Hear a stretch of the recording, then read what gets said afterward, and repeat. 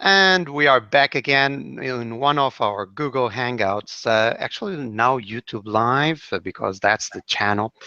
And today is an interesting day because a few hours ago we got to know that the next president of the United States of America is none other than Donald Trump, something that was a surprise. And today we are going to talk about 9 powerful lessons from life, for life from movies. And that might be, for the ones that are celebrating, might be like, okay, the underdog has won. Maybe there are some movies about underdogs.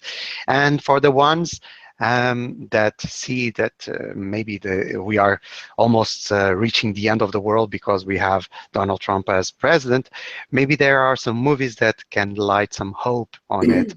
And we can see that after the storm, something else happens. So let's start with Sophie, directly from Sweden, her home country. And Sophie, Yes. are you giving us hope, or is the underdog winning with your first suggestion of movie? I believe that every human has an evil side and a good side, and I hope that we're nurturing the good sides and the nice characteristics in us. And I've been thinking a lot about this with movies. I used to be a real movie buff, watching lots of movies. And I picked 3 that are some of the ones that I think are telling a lot about the world and can help us and heal us. And the first movie out is The Devil Wears Prada. Have you seen it? I haven't. Yes, I have it. Okay, you have to. It's good. And the main character, she gets a job at Runaway, which is a magazine which is like Vogue, and she starts to work for the editor, and she's the assistant, and she goes through hell to keep that job, and she doesn't fit in. She's to this, to that. She's not into fashion, and she doesn't get it. And the editor really hates her. So I think everyone who ever had a really bad boss need to watch this movie to get, like, you know, the feeling of that you actually can move on and that you can create like boundaries around you, even though someone is really nasty. And in life, we are all exposed to people who are like very power hungry, and they really want their way. There is no way of negotiating.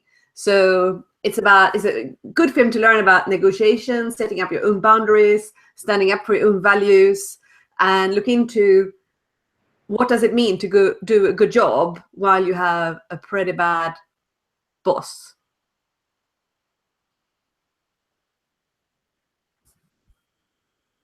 We've lost Philip. No problem. I had one of those types of bosses, and he didn't wear Prada, but it was really awful. And actually, there is normally something that everybody had, like a bad boss. But let me give you a small statistic, because when you have statistics, it is much more easier to understand. In the 2.5 years that I was in that company, that was a very small consulting company with 6 to 8 people, 6 to 8 consultants, 45 people enter and left. 45. Wow. And they were not fired. Only one was fired from the 45. So when I resigned, 2 people were burned out completely at home, and I was on the way to do it. So I really understand that movie. So Peter, is there a problem? Well, yes, Houston, we have a problem. And just before we move on from Sophie's one, I think most of us have probably worked for rather difficult bosses. I have to say, in my own experience, that looking back, I'm kind of grateful for the experience, because I think it kind of strengthens you, gives you, confidence. It was difficult at the time, but I think they're really good lessons you can learn from the experience. So I'm definitely going to watch that movie at some point, Sophie. So my first movie is, as you may have guessed, Apollo 13. Houston, we have a problem. So for anyone who's not seen the movie or is perhaps not familiar with the story, Apollo 11 was the first moon landing, and Apollo 13 was also going to be a moon landing, but they had a problem on the way.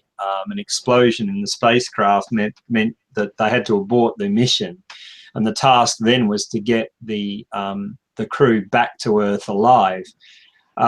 It's a brilliant movie if you've not seen it. Very dramatic, and it's exciting because it's a real story.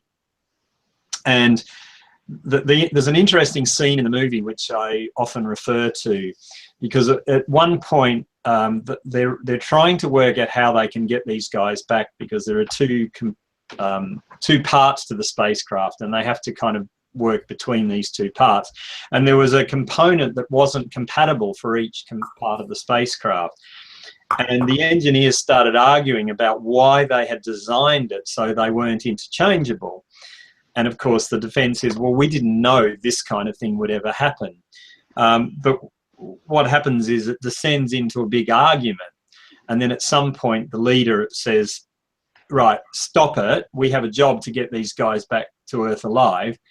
And then he threw everything on the table and said, that's what they've got up there. Now come up with a solution. So everybody refocused and worked together in true teamwork and cooperation to make this thing happen. Came up with a solution, and of course the happy ending is they did make it back alive, only just.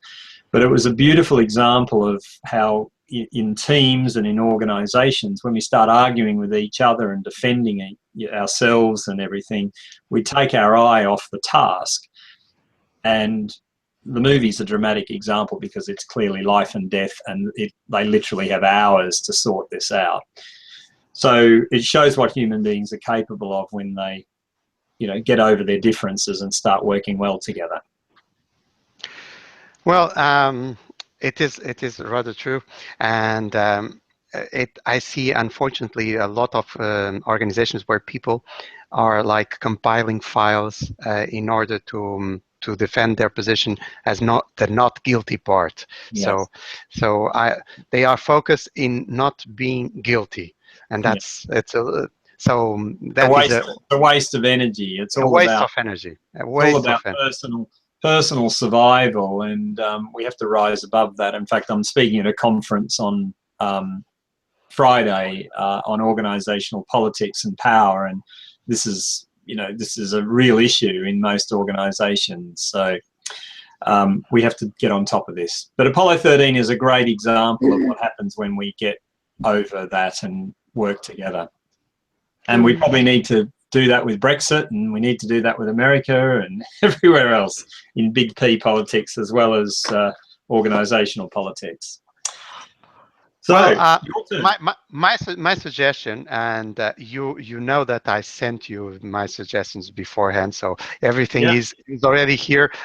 I probably will adapt only to the context a little bit, but my first suggestion was Invictus, the famous movie that is a kind of story of Nelson Mandela, and at the same time of the Arabic team of South Africa, and what was the part of the victory of that team on unifying the South Africans in a new reality.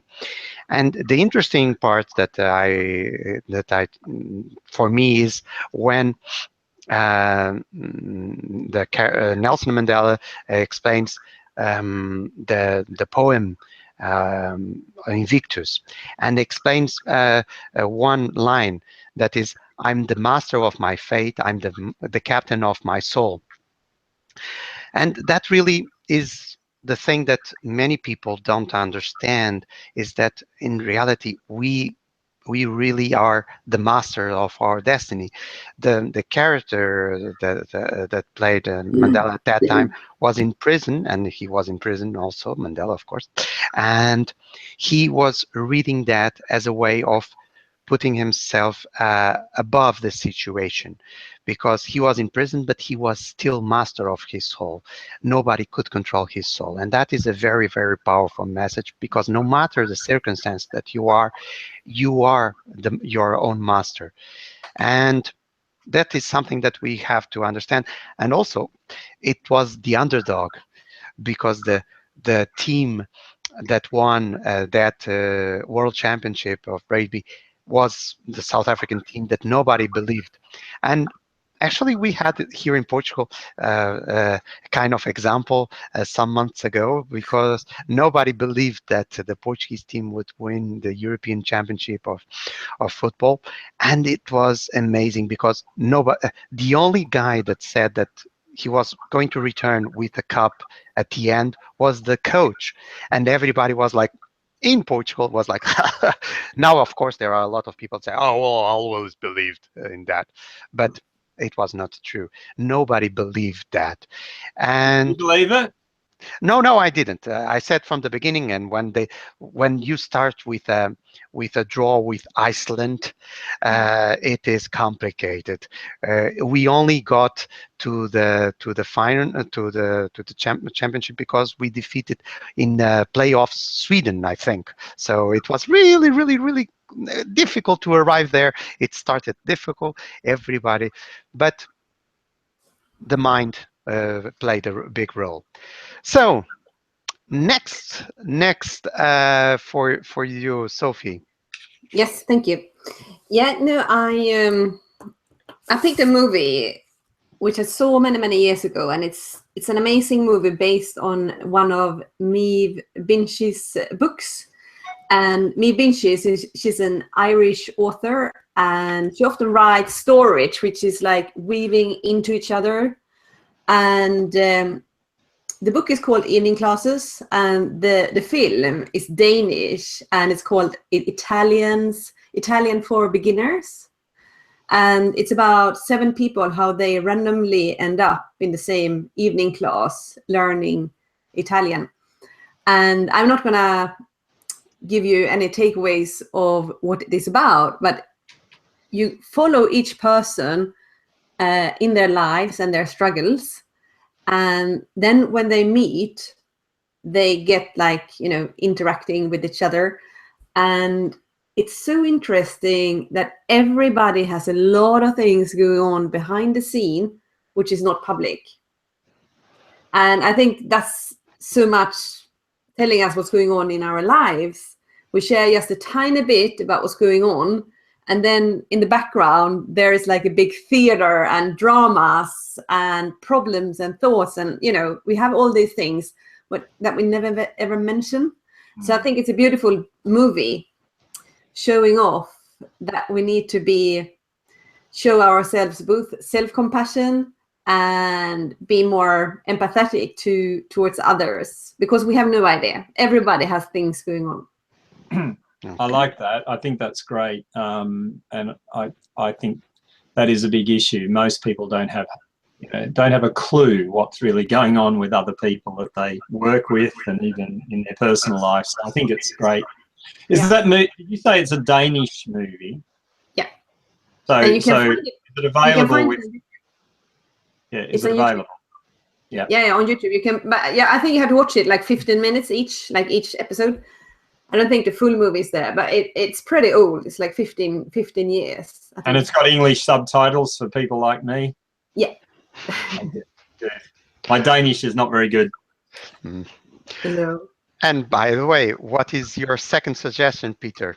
And can I ask Sophie to lower the output of the sound of your computer, because I think it's doing a little bit of echo. Second suggestion, Peter. Yes, my second one, well, it's kind of two, which is the movie that came out in the mid-1980s called Back to the Future, and there was a series of them after that. But also the movie Sliding Doors, which was made in the 1990s, I think. And both movies, and I know there are other movies too, that play with the concept of time and destiny, and the fact that if we could go back in time and make a different decision, how life could have turned out differently. And I've always loved those kind of movies because it feels like as we move through life, we always have these pivotal points where we make a decision. Do I go with that relationship or that relationship? Do I take job A or job B? Do I move to another country or do I stay in the country that I'm in at the moment? And so many other small decisions we make every single day that can take us on a whole new pathway, you know, chance meetings with people. And I think it's part of the adventure and excitement of life to know that, you know, there are so many different potential alternative tracks we could take. And I think also, you know, sometimes the movies can show us that even if we make what we might think is a wrong turn or a bad decision, we can, you know, get our life back to a good place again, which obviously relates to the message from your movie, Philip. So, yeah, I love those sort of movies. I love playing with those ideas. And I know you've said more than once, Philippe, about the concept that, you know, how do you know? You talk about your friend that regrets he didn't do something or wasn't in a certain relationship, and you challenge him and say, how do you know that that would have been the right way or a better way? You don't know that. So, yeah, I love those kind of movies. Yeah, the regret is one of the stupidest feeling that we can have. Yeah. Because it seems that the feedback is from your computer now, Peter. Well, that's what I asked you at the beginning because I see that. Turn the mic out and it's easier. So regret is really, really a stupid feeling. My second suggestion is a little bit different because it's about relationships. I think one of the things that we see in this 21st century changing a lot is how we relate with people. Because let's say long-term relationships are not fashionable anymore. And what we would see, and again, we don't know what people are really doing, but I have a feeling that we are evolving for new and dynamic geometries in terms of relationships.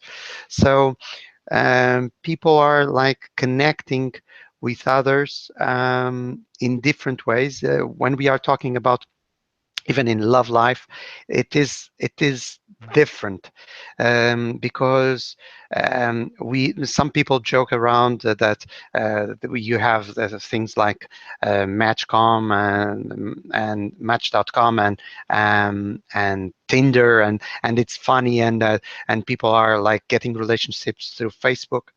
But if you start seeing the urban life of people that are crazy running around, these are tools that help them to really have a relationship. Otherwise, they wouldn't have. And that sometimes is like, okay, but people are alienated. They are like in front of the computer all the time. But it's the new way of having a possibility of relationship. And for many people, we even have to understand that for this group that was people that were not outgoing, that are very shy, this is the only tool that they can use, that they are secure to use, because before was to be apart, basically apart. And this is helping these people. So this movie, Up in the Air, that is starring George Clooney. It's for me, it's a very funny movie because it connects a lot with my reality of going around the world by plane and having to feel at home in a new concept of home. Because also, if you see what there are the trends about the millennials not wanting to own a house, wanting to be mobile, because you have to be mobile in this world because the opportunities, one day they are in London, another time they are in Sweden, they are in Portugal, they are around the world, and you have to be mobile. So things like owning stuff is like having a kind of anchor that is setting you to a place. So more and more you own things in a digital format. For instance, many times people would have a fire and they would be crying, oh, my photo albums from my wedding for my kids or something like that, and now they are like, oh, my cloud. So it is completely different. So relationship with technology also. And second suggestion from Sophie. Yeah, yeah. This is my third movie, and Sorry. I saw this with a movie club in London, and it's really interesting. If anyone has the opportunity, go to a movie club where you discuss the movie before and after. And this one is called 2 Days and One Night.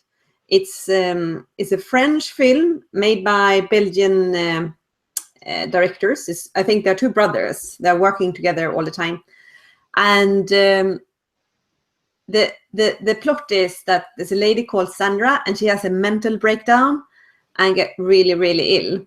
And then when she gets back to work, she learns that the boss, the manager of the company, I think they're doing like something with it's an industrial company. It doesn't matter what they do, but the manager asks the staff to vote whether she should stay or not, because if they let her go, they will each get 1,000 euros each. And she has 2 days and 1 night over the weekend to convince everyone that she should stay. And the story is about she, getting out, visiting all her colleagues, and they, of course, some of them have financial problems and want these 1,000 euros. And then they vote, and then in the end you see the moral action of people, of her, and that there is a future for you, even though you're going through something really, really bad and being really, really depressed. There are options for the future. So I felt quite good about this movie, and I had it was a perfect movie to discuss because it's so complex. It's not an easy option to know. Who shall you vote for, your own financial situation or for a colleague?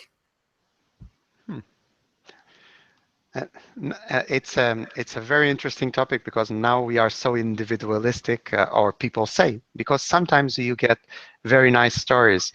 There is like a story of in an office or a company, better say, people gave up their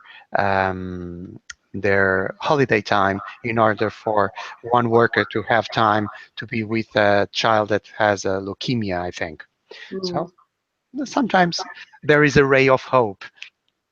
Yeah. Okay, so get back to the classics, Peter. Yeah, back to the classics. So mine is Pride and Prejudice. And when I was 17 years old, it was one of our books we had to do for English at school. And I'm a teenage boy. I'm not interested in these sort of romantic novels or anything from the 18th century. And I looked at it and thought, well, I've got to read it. But actually, I totally loved the book, and and obviously it's been made into films and television programs. And the thing that I loved about it was that the story shows how we judge people, and then everything we see is based on our judgment of them. So we either decide that they're a good person or we decide they're a bad person, and we look for evidence to confirm what we believe. But in fact, the reality turns out to be different. And it's a powerful message for life. And I thought it was rather interesting that in the popular movie version, the English actor Colin Firth plays Mr. Darcy in Pride and Prejudice, but he also plays someone called Darcy, Mr. Darcy, in the Bridget Jones movies. And in a way, it's a little bit similar, because he comes across as this kind of gruff, uncaring sort of person, and it's easy to judge him, but you find out that underneath it all, he is a very kind and caring person. So I think it's just a useful reminder to all of us never to judge a book by its cover. And it relates back to Sophie's earlier point about we don't know even half of what's going on with people that we meet. But we always judge people by its cover, and you know why, Peter? You probably know why. I'm telling you something that you know for I sure. do. Yeah. Because survival. We were for millions and millions of years. Our judgment, if somebody on the horizon was an enemy Or a or yeah. a friend, Yeah. We have to make quick judgments, and exactly, that's absolutely profiling. right. And as there's a guy in the States I follow quite a lot called Jerry Stocking, and Jerry said something that always stuck with me. He said, "You can't tell people not to judge people because we just do it automatically. Exactly. It's not the problem is not judging. The problem is not being willing to update your judgments because Exactly. we need to keep taking new data and considering whether our judgment is how accurate our judgment is." Because if we are not conscious, if we are only taught, don't judge people, the thing is that we are not conscious that we are judging every time, and that we have to do that, update the information, and we have to be open. Let's see, well, I judge like this. Let's challenge the judgment and not try to find arguments to justify the judgment. That is something different, Mm. because we always like to be right. Mm. My last movie, I have to make a joke with that, because it's the Dirty Dozen. It's like these kind of classic war movies from the Second World War, when you have a hard time major that puts together a group of misfits that are psychopaths, thieves, whatever. You have everything on board, and they have an almost impossible mission. If they die, nobody cares. Simple. So they go for the mission, and the major managed to build a team, and that was the reason before today to think about the movie, was how a team is built, how you have to lead by example. And the interesting thing is that if you look to how an election was won, you have a group of people that are considered from everybody like misfits, that are crazy, that are saying crazy things, that they say the one thing and the opposite the next day. So completely misfits in terms of politics. And you know what? They won an election. And there is not a dozen. There are a lot of them, not a dozen. And it is, I think, a good ending in terms of movie, because sometimes a very, very committed team can do miracles. And if you have that power of the team, it sometimes what is impossible, you can reach it. And if we would be like talking that, oh, President Trump, that would be impossible some months ago. It would be a joke. But you know what? You know who was right? The Simpsons. The Simpsons made an episode where Trump was president and everybody was laughing. And probably he's now saying, who is laughing now? Uh, How long ago was that? I don't know, more than 10 years. Really? That's so Really. funny, isn't it? But there are even stranger things. Go to Simpsons predict the Trump presidency, and even the way that he unveils his candidacy to the presidency is also in the Simpsons. Is going down a a rolling staircase. So it's really, really funny that you can see that it was like they were like looking to the future. Really, really crazy. Amazing. But I just Googled it, and it's 16 years ago they predicted it, The Simpsons. Okay, 16. So you see, Wow. I knew that it was like more around 10 years at least. So, Yeah, it's crazy. but don't see. Next president is Lisa Simpson, uh, and he gets like a huge deficit from President Trump. Mm. Okay, so hope it will not be true. Okay, guys. Once again, it was great to have you on board, and we will have more of these hangouts now in 3 countries: Portugal, England, and Sweden. So have fun, guys, and see you later, alligators. Yep. Ciao. Ciao, ciao, Bye. bye-bye.